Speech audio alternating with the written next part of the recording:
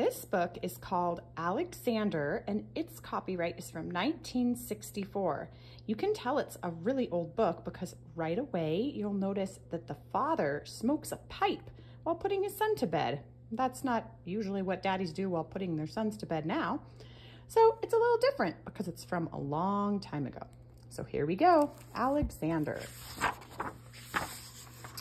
It was bedtime. Chris and his father sat side by side on Chris's bed. Alexander was a pretty bad horse today, Chris said. His father lit his pipe. Alexander, the red horse with green stripes? Chris nodded. What happened? Chris's father asked.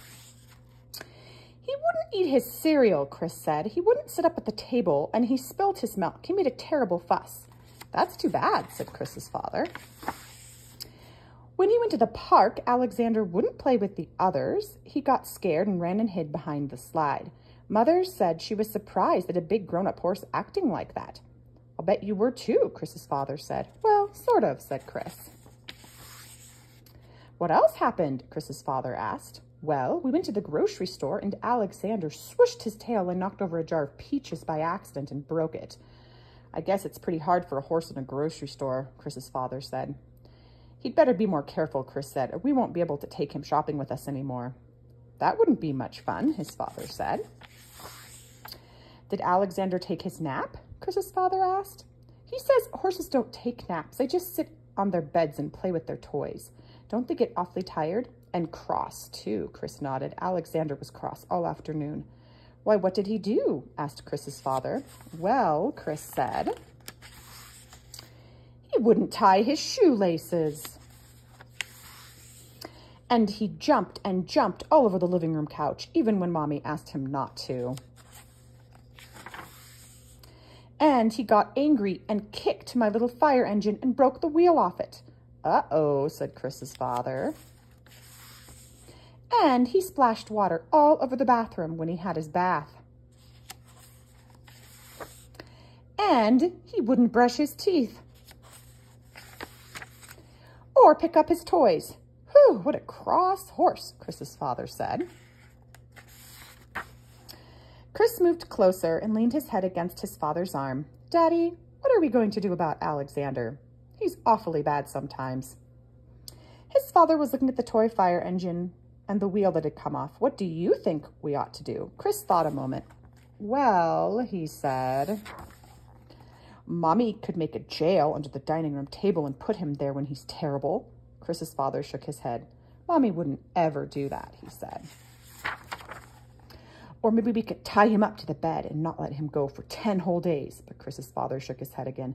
No, sir, he said, not me.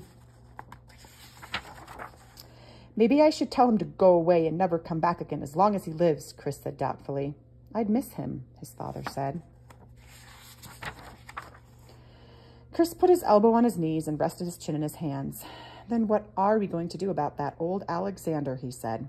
His father stood up. I'm going to think about that while I fix this fire engine, he said. Chris's father went out to the kitchen. He took the hammer from the shelf over the broom closet and a nail from the coffee can under the sink. He set the toy engine down on the kitchen chair, held the wheel in place, and hammered the engine and the wheel back together again. He spun the wheel around a few times to see that it worked perfectly. Then he put the hammer back on the shelf above the broom closet and went back to Chris.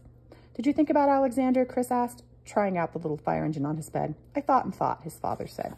What did you decide? Asked Chris. His father put the fire engine on Chris's toy box for the night. I decided he just had a bad day. He helped Chris wiggle down in bed and handed him his big brown bear. And I think anybody can have a bad day once in a while, even a red horse with green stripes. He tucked the covers in and kissed Chris on the nose. You wait, he said. Alexander will be a wonderful little horse tomorrow. He turned out the bedroom light, and you'll be a wonderful little boy too. The end. So I guess even though some things change, some things don't. And daddies and mommies always loved their little boys and the striped horses every day on good days and bad days. The end.